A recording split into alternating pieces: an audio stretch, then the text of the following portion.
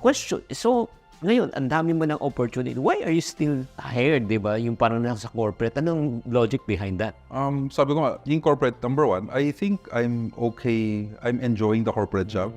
Sa totoo lang, when you go to corporate, at my age na you're 25 years in corporate, medyo alam mo na yung gagawin mo day in, day out, who you deal with, the politics, and the job, and everything. You get to, magiging chill ka na eh. Okay na yan. Alam mo na yun yung pwesto mo. Right? So for me, it's really a good space where I can continue to learn. Imagine mo, minsan may meeting ako abroad. Siyempre, corporate nagbabayad. May free parking ako dito, may free office ako. In a way, if you look at it from that perspective, no? So I get to keep on learning while I bring value to any organization I'm affiliated with. I do believe I hope that I bring certain value to this organization. But at the same time, I get to connect the dots. I get to meet more people. Iba pa rin, siyempre, yung nasa corporate ka, it has a lot of advantages versus you are a business, you are just keep putting a name on your own, you're growing. Of course, walang mali doon. Feeling ko, it would slow me down. Feeling ko, if I am able to connect, no, and bring value to both by synergizing, right? And for me personally, learning from both. When I make decisions, kaya if you think about it, I don't make corporate decisions. My corporate decisions sometimes are entrepreneurial decisions.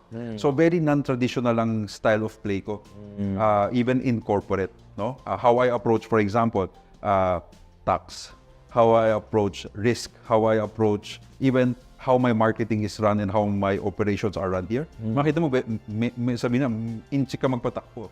Kasi kahit paano gusto ko ng boss ko, kasi nakita niya eh. Yung pagkakuripot ko sa sarili ko, naging kuripot din ako dito sa company. Sabi mo, I don't spend wala akong in-spend na hindi ko ma-justify. Tama. In fact, I know the rules even before na, okay, may out of town trip. Ako gumagastos.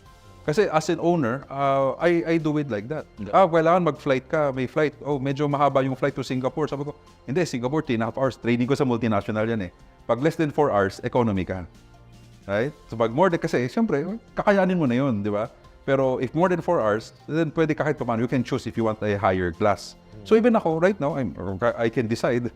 Pwede akong business class naman anytime. Pero yung discipline nandun yung pagkatipid at kuripot, hindi yung kapirapan ko, okay naman Ako, ang nego ko na lang usually, bigyan mo lang ako ng emergency para may leg room lang ako. Tama. Pero, Emergency exit. Emergency exit, no? So, mas malaki kasi hindi ako kasya sa maliit. Matangkad ka. Matangkad, no? Pero yun, it's that discipline. Kaya alam nila, I don't scrimp on anyone's, I'm the steward Right? So, I also feel responsible. So, it's always that balance of the boss training. Ikaw ang boss sa kabila nga, pero ikaw you're still under. It's also a good reminder every day, no? That you serve people in the end. So, in other words, hearing what you're saying, Donald, can I safely conclude na your 9 to 5 job will pay your bills, but what you do from 5 to 9 will build your dreams? Yes. Will my dreams build myself? Allow me to help other people when my corporate job has certain liabilities and limits, right?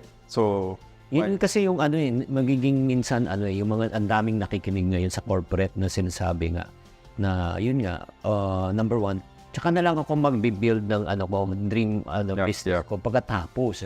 Yun ang sobrang against ako kasi nakita ko mismo Bakit? Yung lahat ng mga kasama ko who are older than me, when they retired at 60 and they started to build their business, I didn't realize kulang ang runway. When you should be enjoying life.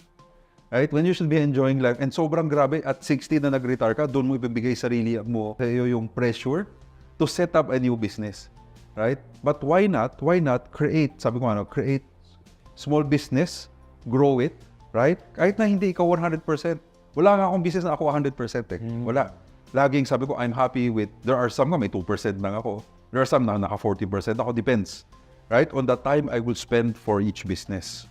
Right? And of course, there will always be a managing director. But usually, sabi mo, sometimes, I treat this business as pag may makakilala tayo, we get together, same values, same principles, and all of that. Okay, let's set it up, let's make it grow. Pero lagi may nakatutok.